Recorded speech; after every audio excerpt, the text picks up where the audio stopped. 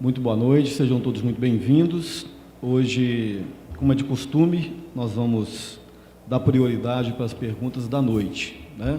Enquanto elas não chegam, nós vamos pegar as perguntas que ficaram nos dias anteriores e que não foram respondidas.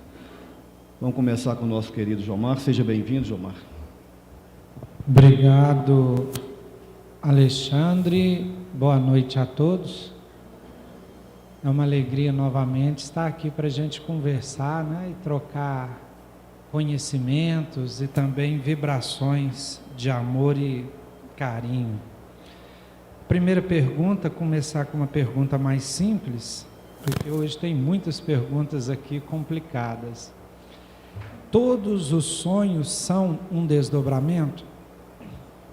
E eu falei sobre essa questão 2 semanas atrás, naquela conversa que tivemos, né? E a resposta é não. Antes, deixa eu só fazer uma pergunta aqui. Tem alguém vindo pela primeira vez? Levanta a mão quem está vindo pela primeira vez. Tem algumas pessoas. Então, vou explicar o que é o desdobramento. Desdobramento é o seguinte: é um fenômeno natural que acontece toda noite. Quando dormimos, o nosso corpo entra num estado autômato, ele entra num estado que todas as funções biológicas são feitas de formas automáticas e dá uma liberdade para o espírito, digamos assim, se afastar do corpo, sair do corpo. A gente até brinca que é uma pequena morte, porque o espírito, com essa liberdade, ele pode visitar o mundo espiritual. E ele não é desligado do corpo, ele fica ligado ao corpo por um cordão fluídico, muitas vezes é chamado fio de prata, porque ele é muito brilhante quando os médiuns veem isso, e é uma ligação célula a célula do corpo físico com o corpo espiritual. Então esse fenômeno ficou conhecido como desdobramento, porque o espírito se desdobra e pode fazer algumas atividades noturnas. Então o sonho muitas vezes é a lembrança de um desdobramento que tivemos. E ela pergunta: todos os sonhos são desdobramentos? Não. Nem todos os sonhos são lembranças de desdobramento. A gente tem o sonho psicológico e até mesmo o sonho fisiológico. O fisiológico são projeções da mente sobre necessidades fisiológicas do corpo. E o sonho psicológico também são projeções da mente sobre necessidades psicológicas do espírito. E o desdobramento é a forma como a mente lembra das experiências do espírito fora do corpo. Então, no mínimo, nós temos 3 tipos de sonho. Como discernir um do outro? O desdobramento, o sonho de desdobramento, as imagens não são projetadas como se a gente visse uma tela de cinema. As imagens é como se a gente lembrasse de uma experiência que eu estive. É assim, eu estive lá, conversei com a minha avó, já desencarnada, eu me lembro disto. Então, é alguma coisa que você se lembre, mas que você estava presente, que é diferente do sonho de projeção psíquica e fisiológica, onde essa impressão de estar presente não acontece. Muito bom. É uma pergunta aqui que é muito interessante, porque ela é motivo de controvérsia dentro do movimento espírita, né? A pessoa pergunta assim: o espiritismo, afinal, é religião ou não é religião? Como definir religião? Ou seja, como podemos entender o que é religião? Aliás, isso foi matéria da palestra de José Amaral, acho que semana passada, não foi isso? De fato, isso criou uma certa celeuma dentro do movimento espírita, porque quando a doutrina espírita chegou pelos idos de 1850, aproximadamente, a religião, como nós a conhecemos, ela estava extremamente desgastada, né? A religião que vinha daquele período pós-Inquisição, né, onde foram feitas centenas, milhares de vítimas, extremamente dogmatizada, extremamente sectarista, né? Cheia de formalismos. Essa religião, de fato, ela já estava em descrédito, dado o grande prejuízo que ela causou à sociedade. Então, quando a doutrina espírita chegou com uma proposta nova de pensamento, do livre pensamento, da livre consciência, de chamando o homem para a razão, para o entendimento, para o discernimento, para o debate, né? Criou-se essa dificuldade, essa celeuma. Afinal, o espiritismo é religião ou não é religião? E o Allan Kardec, com a sua autoridade moral, que ele era muito peculiar, e o seu bom senso, né? Inclusive ele era chamado de o bom senso encarnado, não era à toa. E o Kardec disse o seguinte: a doutrina espírita não é religião no sentido como conhecemos a religião, ou seja, no sentido institucionalizado. O que é uma religião? Ela tem ritos, ela tem mitos, ela tem livros sagrados, ela tem uma hierarquia sacerdotal, ela tem um chefe, ela tem um corpo, né, de doutrinas e uma série de coisas. Nesse sentido, a doutrina espírita não é religião, porque ela não tem ritos, ela não tem mitos, ela não tem uma hierarquia sacerdotal, ela não tem chefe, ela não tem papa, ela tem sim uma estrutura hierárquica que estrutura, por exemplo, o funcionamento das casas espíritas, os movimentos espíritas de um modo geral, mas ela não tem essa hierarquia sacerdotal que foi outrora motivo de escândalo, né? E o Kardec já se preveniu enquanto isso. Então, quando o Kardec disse que a doutrina espírita não é religião, nesse sentido, no sentido institucionalizado. Agora, existe um outro entendimento e conceito da palavra religião, que é o conceito a priori, é o sentido lato da palavra religião. Qual é? A religação. Religare. A religação do homem a Deus, através do próximo. Esse é o sentido da religião, no sentido lato, no sentido espiritual. Nesse sentido, podemos considerar que a doutrina espírita é religião, nesse sentido, no sentido espiritual. Então nós temos que separar religião institucionalizada, cheia de ritos, de dogmas, sectarista, e a religião no sentido lato, no sentido a priori, que é a religação. Como que é essa religação? Uma vez a gente entendendo os ensinamentos do Cristo dentro, né, do Evangelho e dentro da exegese espírita, que inegavelmente ela nos faculta entender mais facilmente o Evangelho de Jesus, quando a gente compreende tudo isso, compreende essa dinâmica, nós nos colocamos como agentes do bem, desenvolvendo uma consciência espírita. Aí, automaticamente, nós nos religamos a Deus, dentro da proposta divina, que é a proposta do amor. Ficou claro, gente? Beleza? Paz e amor a todos. A pergunta a mim dirigida é a seguinte: para o Espiritismo, vou botar o óculos aqui porque a letra está miudinha aqui. Para o Espiritismo não existe milagre?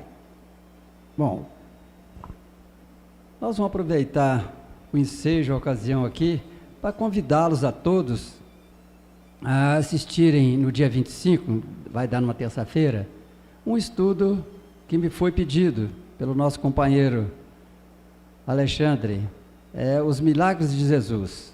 Então eu gostaria, que vocês estivessem aqui, que nós estamos preparando esse estudo com muito carinho, com muito amor e com muita atenção. Só para elucidar aqui rapidamente, porque depois as pessoas que assistirem a palestra vão ver que nós desenvolvemos o tema mais aprofundado, explicando mais sucintamente. Nós vamos explicar que milagre é uma coisa extraordinária, né? Como os dicionários nos trazem, coisa fora do comum. Agora, o milagre acaba naquele momento em que aquilo é explicado por alguma lei. Certo? Quando uma lei explica aquilo cientificamente, o milagre desapareceu, certo? Torna uma coisa corriqueira, certo? Agora, com os milagres de Jesus, esse tema que me foi proposto, nós vamos aprofundar mais. Eu gostaria que vocês estivessem presentes. E a segunda pergunta aqui dele, ele fala assim: o termo amém, entre aspas, não pode ser usado no Espiritismo? Oh, claro que sim. Amém, o que quer dizer? Assim seja. É a mesma coisa. Tem gente que faz nome do pai, né, quando entra aqui. Tem gente que faz nome do pai. Pois é. Não tem problema nenhum. Não Eu, tem inclusive, problema. uma vez eu fiz também. Pois é. Então, tem muita gente que fala amém e não sabe o sentido da palavra amém. A pessoa, quando faz uma prece, que aquilo aconteça, assim seja. É isso, é o que a palavra convida a gente a entender. Né? Então, o Espiritismo pode usar, sim, usa, não tem problema nenhum. Né? Porque as palavras são sinônimas, ok? É latim, né? Amém é latim, assim seja. Tem muitas expressões que são latinas e a gente usa até hoje. Então, o Espiritismo não tem dogmas, pode usar tranquilamente, sem problema. Bom, pergunta da noite de hoje já. Boa noite. Um sujeito ateu, porém, que anda conforme as leis de Cristo e é muito caridoso, ele é julgado com seus atos, méritos, porém pesa muito o fato de ser ateu? Ele, aí põe uma observação entre parênteses, ele, como todos nós, não se lembra do que foi planejado antes de reencarnar.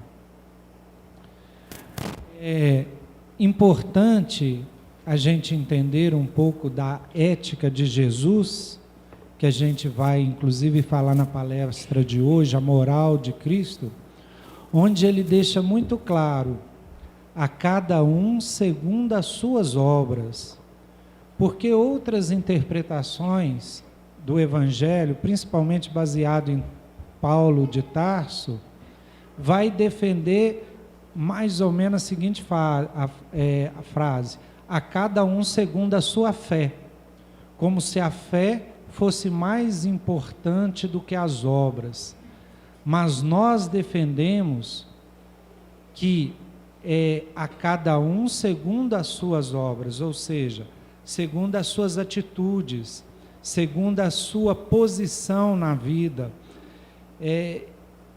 Kardec usa a frase, inclusive, fora da caridade não há salvação, mostrando que essa ação, essas obras, esse amor realizando é o mais importante para a evolução do espírito.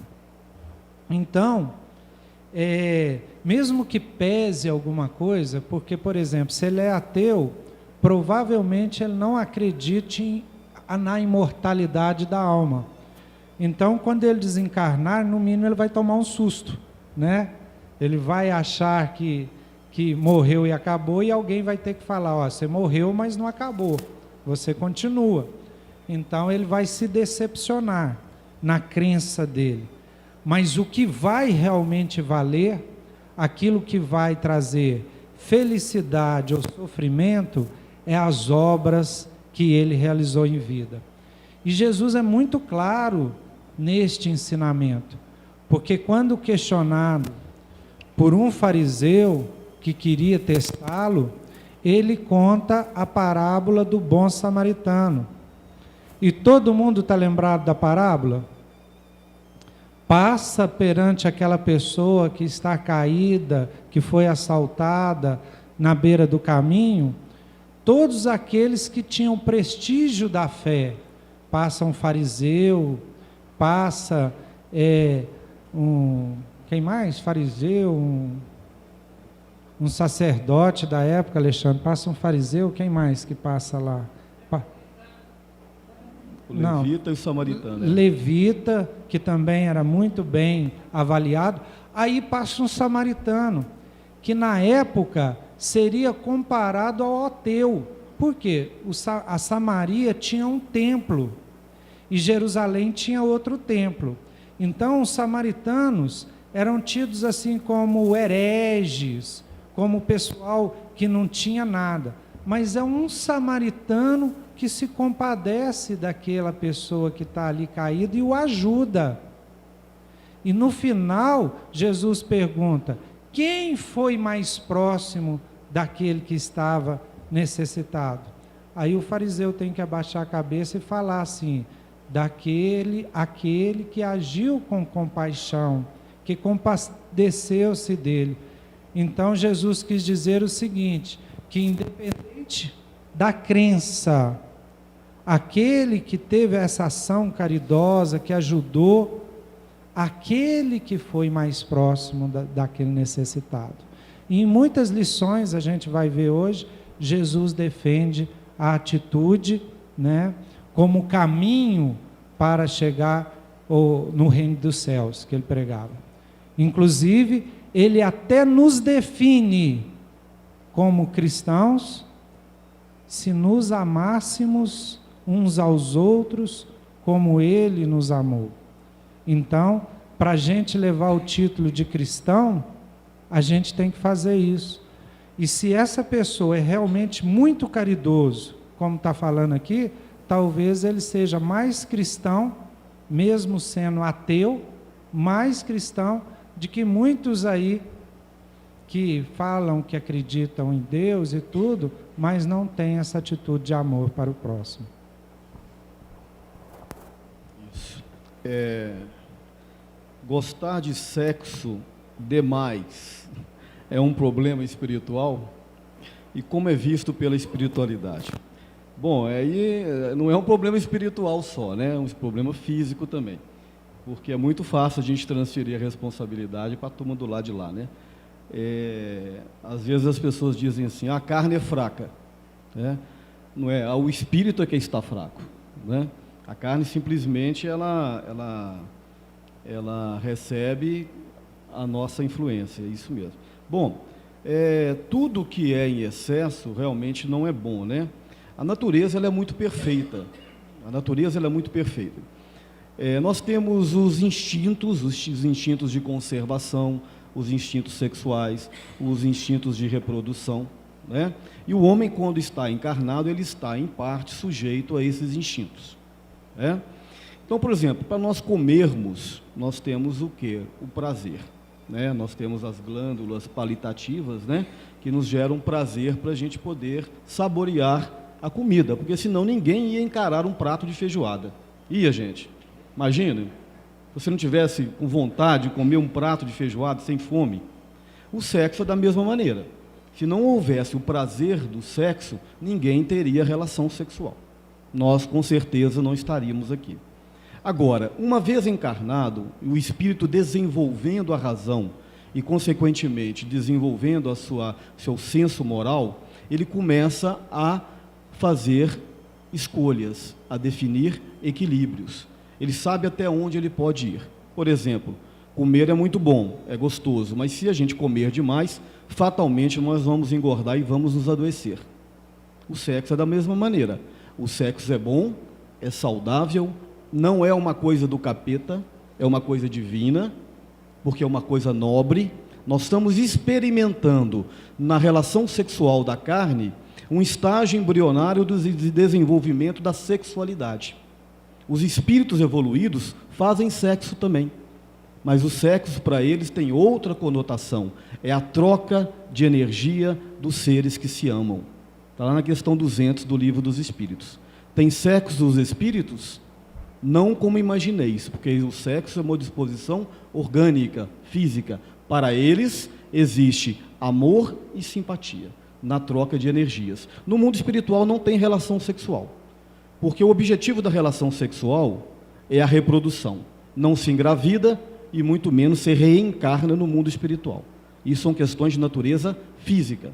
Então esses instintos, eles são muito próximos dos animais. Aliás, para a biologia e para a química, nós ainda somos animais, né? A nossa diferença dos animais, por exemplo, do macaco, do chimpanzé, é algo em torno do 2% em termos das questões do DNA, né? Pois bem, agora, uma vez desequilibrado o homem, fatalmente a lei da natureza vai colocar o quê? Um mecanismo de reparação, que é a dor, que é o sofrimento. Como diria Leon Denis, dor, amiga dor, que me leva ao caminho da evolução.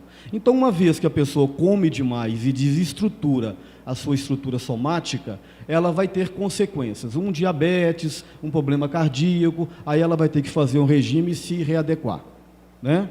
Na questão sexual, da mesma maneira. Se ela exagerar na questão sexual, ela também vai ter prejuízo, inclusive prejuízos físicos. E principalmente prejuízos psíquicos.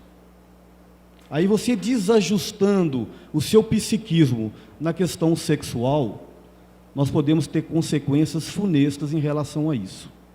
Já talvez nessa encarnação, mas muito provavelmente na reencarnação futura.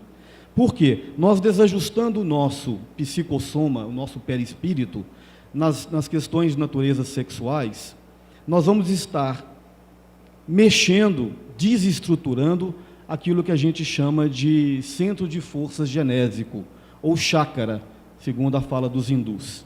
Uma vez desestruturado esse centro de forças, ao reencarnar, nós vamos trazer consequências desse desajuste. Então, nós temos que tomar muito cuidado com a questão de natureza sexual, sim, respeitando o nosso corpo como templo sagrado de manifestação do Espírito, respeitando os nossos parceiros, né, seja esposa, namorada, seja o que for, né, porque, de fato, a questão sexual, ela mexe com o nosso psiquismo, né, mexe com o nosso espírito, e sem falar o seguinte, nós temos toda uma influência do mundo espiritual permanente. E uma vez nós desestruturando nesse aspecto, nós vamos abrir portas para a influência desses espíritos. Alguns espíritos desencarnados, que ainda não conseguiram transcender desse plano para o plano espiritual, estão nas chamadas zonas intermediárias, que alguns dizem umbral. Esses espíritos, eles podem coparticipar conosco das relações sexuais aonde não está pautada a relação de respeito e de amor. Vou explicar. Uma relação sexual de um casal normal, né, de dois parceiros, não vou entrar em mérito aqui, mas enfim, de duas pessoas que se amam, quando esses dois vão fazer sexo, eles criam uma carapaça fluídica, uma câmara protetora, através, um campo de força, obrigado, Sr. João, que é produzido pelas suas próprias mentes. Esse campo de força não permite o assalto dessas entidades dementes. Mas, uma vez não havendo essa relação de respeito, quando o sexo é feito de uma forma vil, de uma forma inferior, nas orgias, nos bacanais e outras coisas mais, não existe essa proteção magnética. E aí, os participantes encarnados estão convidando essas entidades menos felizes para coparticiparem da relação sexual através do vampirismo e através da simbiose fluídica. Então, a coisa é séria e realmente merece muito respeito. Lembrando mais uma vez, o sexo é uma coisa sublime, é uma coisa nobre, né? E é um exercício de desenvolvimento da espiritualidade.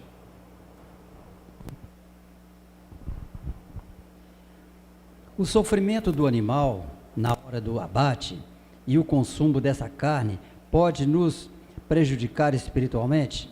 Veja bem, isso aqui é uma coisa que ocorreu comigo há muitos anos atrás, sabe? Eu não como carne vermelha, deve ter uns 30, 35 anos por aí. E nessa época, eu, como sou muito curioso, fui procurar essa questão aqui, exatamente essa pergunta aqui. Não é realmente a carne, a matéria carne, que nos vai prejudicar. Certo? A não ser que você coma demais, né? Tudo demais não é agradável, igual o Aristóteles colocava, né? Nem muito, nem menos. É o equilíbrio que realmente nos dá prazer e nos dá evolução. Então, realmente é a vibração. Olha só, quando o animal vai ser abatido, ele fica com raiva, ele fica com medo. Então, ele impregna a carne dele, entendeu? Com essas vibrações. E na hora de a gente consumir essa carne, aquela vibração está contida ali. E realmente entra em atrito com o nosso corpo somático, com o nosso perispírito. E em seguida vai somatizar, ou seja, vai criar uma patologia qualquer negativa para nós. certo? Então não é a matéria carne, mas é a vibração contida na carne que vai realmente nos prejudicar, certo? Como o espírito é que sofre, a matéria não sente dor, não é isso? Você bater nessa mesa aqui, ela não sente dor, certo? É igual anestesia, não é isso? Quando o médico aplica, o anestesista aplica uma anestesia na gente, o nosso duplo etérico, que é um corpo intermediário que liga o perispírito ao corpo físico, ele se desloca. O que vai acontecer? Então, o médico vai cortar só a matéria não sente dor. À medida que a anestesia vai acabando, então o duplo etérico vai assumindo a posição dele e a pessoa começa a sentir dor. Muitos médicos não sabem como que se verifica isso, então é por aí, viu, gente?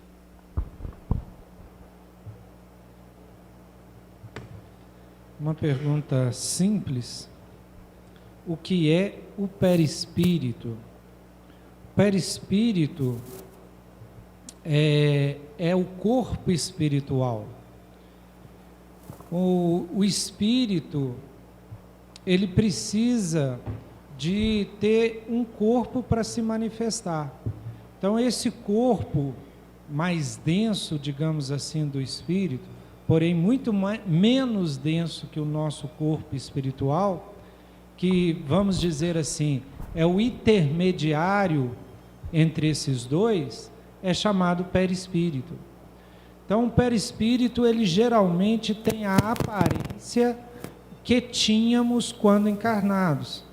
Então, por exemplo, o Alexandre Moll, ele desencarna. Só um exemplo, tá?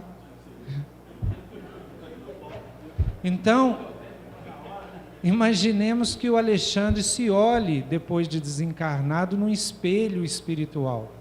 Ele vai se ver da mesma forma, carequinha, né? Com as mesmas rugas, carecão, do mesmo jeito. Isso é alguma forma que a própria consciência, o próprio espírito dele plasma. E ele evoluindo lá e aprendendo a lidar com esse perispírito, ele pode até dar uma melhoradinha nele, rejuvenescer, né? Está meio acabadinho. Então, dá uma melhorada, tal. Então, o perispírito é esse corpo que, inclusive, os videntes veem. Os médiuns videntes podem reconhecer. Vi um espírito assim, muitas vezes fala, estava com relógio. Pô, mas relógio no mundo espiritual? Porque, de alguma forma, se ele está acostumado a se ver com o relógio, usa todo dia, ele pode plasmar no perispírito dele o relógio, a roupa. Então, isto é o perispírito. Agora, um estudo aprofundado, existem livros e livros a respeito do perispírito, né? Teria que demorar mais tempo. Bom, obrigado pelos elogios, viu? Por isso que é bom a gente ser espírita, né? A gente desenvolve a paciência, a tolerância, a humildade, né? Antigamente eu ia falar outra coisa para ele, mas agora a gente se contém. Pois bem, complementando o que o Jomar falou, o perispírito ele é de muita importância, ele não é invenção do espiritismo, né? O Kardec ele desenvolve o estudo do perispírito, o Charles Richer também traz grandes contribuições nesse sentido. Experiências que foram feitas na Universidade de Kirov, na antiga União Soviética, o corpo bioplasmático da parapsicologia, né? E Paulo de Tarso também fala claramente sobre o perispírito, lá na primeira epístola aos Coríntios, capítulo 15, versículo 44. Semeia-se corpo animal, ressuscita-se corpo espiritual. Se tendes o corpo animal para a manifestação da vossa carne, tendes o corpo espiritual para a manifestação do vosso espírito.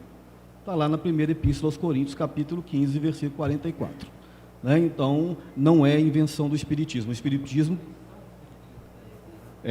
na verdade, o espiritismo apenas vem ratificar e desenvolver o conceito do perispírito. Porque se nós não entendermos o perispírito, fica difícil nós entendermos como é o processo do desencarne, como é o processo da reencarnação, como é a vida no mundo espiritual, como é que eu vou... mediunidade, que é feita de perispírito a perispírito, como eu vou reconhecer o Jomar, né, no mundo espiritual, se ele não tiver essa aparência maravilhosa que ele tem, né?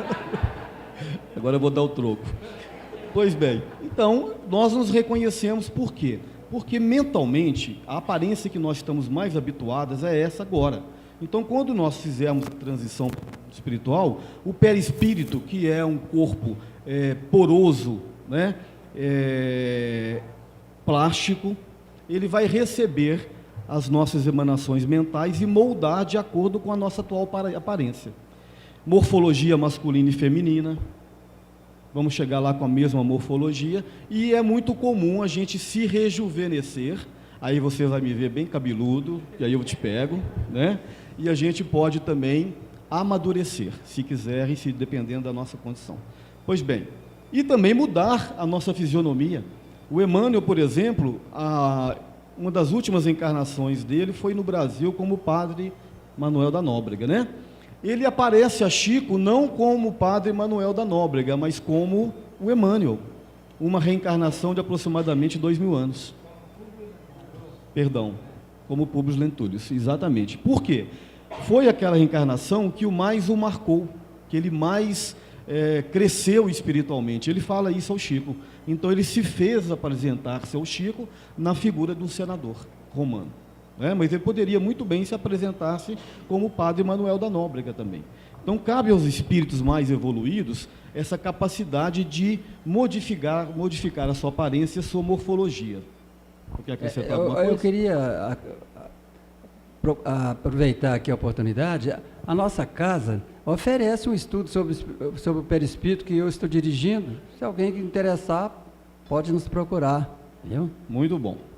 E também na questão 257 do Livro dos Espíritos tem um tratado sobre o perispírito muito interessante. O que se entende por vampirismo? Acho que foi porque eu citei mais cedo, a pessoa fez a pergunta que bastante veio a calhar, né? Vampirismo é quando alguém puxa as nossas energias. Pode ser entre encarnados, né? Já aconteceu com vocês, quando a pessoa chega para vocês, né, cheio de ódio, de raiva, e começa a desabafar, quando ela vai embora, parece que dá aquele, né? Parece que ele tira a energia da gente. Algumas pessoas têm uma capacidade maior de fazer essas trocas energéticas, de doar energia. Agora, o vampirismo do mundo espiritual para o mundo físico, ele se dá da seguinte natureza. Quando a gente está desequilibrado, com as vibrações baixas, nós rompemos esses campos magnéticos que nós falamos, nós entramos em sintonia vibracional com as entidades menos felizes do mundo espiritual. Essas criaturas que desencarnaram ainda, por exemplo, com vícios nas drogas, com vício no álcool, que não conseguiram fazer essa transição para o mundo espiritual, estão nas zonas intermediárias, eles estão aqui nos seus corpos perispirituais. E como eles ainda têm necessidade dessas emanações fluídicas pesadas, eles ficam por aqui. E muitas vezes eles precisam de estar perto de nós para absorverem as nossas energias. Então, quem desencarnou, por exemplo, com o vício do álcool, é muito comum estar nos lugares aonde se consome álcool, plasmando aquelas energias que são emanadas pela bebida, por exemplo, e pelos consumidores. Quem faz o uso do tabaco, a mesma coisa. Então, por isso que tem um vídeo, inclusive uns vídeos rodando na internet, no YouTube, que chama Sozinhos. Depois vocês entram lá para vocês verem como é que acontece isso. E assim também na natureza sexual. Então, como é que se dá o vampirismo?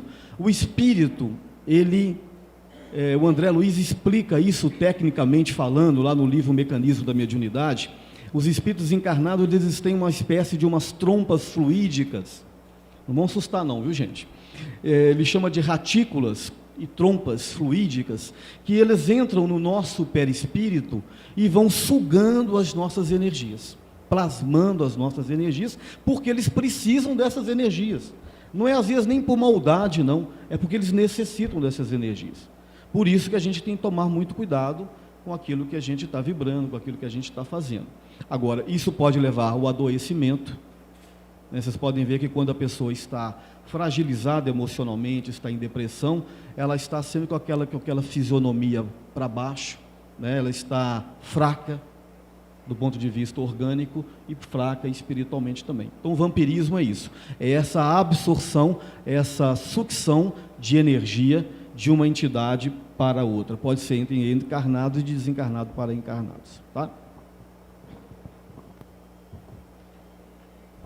Tem tudo a ver com a resposta do nosso colega aqui. Ó. O médium sensitivo consegue sentir também as vibrações de uma pessoa encarnada, mesmo longe dela? Bom, primeiramente nós vamos definir o que seja um médium sensitivo, né? Aquele que tem, a própria palavra está dizendo aqui, sensibilidade. A sensibilidade dele está aflorada. Quando reencarna aqui no planeta, o médium, entendeu? Que tem compromisso, não é isso? Com o mundo espiritual, para exercer essa função, a função mediúnica, ele realmente nasce com o perispírito um pouco deslocado à esquerda da perpendicular, então ele cria uma frincha, uma fresta aqui, ó, né? E que a glândula pineal, ou chakra coronário, absorve, se liga ao mundo espiritual, como se fosse uma antena parabólica, certo? Então, o corpo dele todo também torna-se sensível a essas vibrações, tanto positivas quanto negativas. Agora, ele colocou que encarnado também, entendeu? Quantas vezes aproxima da gente uma pessoa, igual o Alexandre colocou aqui, é todo desequilibrado. Se você for um médium sensitivo, se você não souber lidar com aquilo, por isso que existem as reuniões de educação da mediunidade, não é bem desenvolver, porque desenvolver a mediunidade é a existência nossa inteira. Até o Chico desenvolveu a mediunidade dele aqui e vai continuar desenvolvendo ainda, certo? Então ele capta, ele é mais fácil de captar, realmente. Então quando chega uma pessoa desequilibrada perto de você, você sente aquele impacto. Quando você entra num ambiente muito pesado também, você sente aquele choque. Em compensação, quando você entra num templo, seja de que religião que for, e que tiver uma paz muito grande ali, você também absorve aquilo. Tanto o sensitivo, mais quanto nós, que não temos essa mediunidade tão aflorada assim, porque na verdade todos nós somos médios. Todo ser humano é médio em si. Viu? Então todos nós que temos pensamento contínuo, ou seja, somos humanos, nós temos essa propriedade. Certo? Agora, a grande maioria dos médios, né, vem com uma responsabilidade assumida do mundo espiritual, para desenvolver aquilo. Aquilo é um empréstimo de misericórdia, compreendeu? Uma ferramenta para que ele possa utilizá-la em favor dele mesmo, operando em favor do próximo. Certo, gente? Essa resposta aqui tem muito a ver com a pergunta e a resposta do Sr. João. Quais são os tipos de mediunidade? E alguma delas é mais poderosa do que a outra? Então é o seguinte, eu acho que descrever todos os tipos de mediunidade é uma tarefa muito árdua. Porque o Sr. João falou, todos nós temos uma mediunidade específica, característica, então, nossa, seria enorme. Quem quiser conhecer mais profundamente, o que recomendamos é o Livro dos Médiuns. Livro dos Médiuns é um livro que Kardec escreveu, um livro bem científico a respeito da mediunidade. Só para esclarecer mais, o Kardec ele define dois grandes grupos de mediunidade. A mediunidade de efeito físico e a mediunidade de efeitos intelectuais. A mediunidade de efeitos físicos seria aquela mediunidade cujos efeitos delas são visíveis, mensuráveis a todos. Então, por exemplo, uma mediunidade de materialização. Se materializasse um espírito aqui, todos nós veríamos. A mediunidade de transporte, que pega alguma coisa de algum lugar e transporta para outro. Visível. Mediunidade de levitação, e aí vai um tanto de tipos de mediunidade. Depois descobriu-se que esse tipo de mediunidade usava o ectoplasma, que é uma substância que o médium de efeitos físicos tem uma capacidade maior de doar para que esses fenômenos possam ser realizados. E a mediunidade de efeitos intelectuais.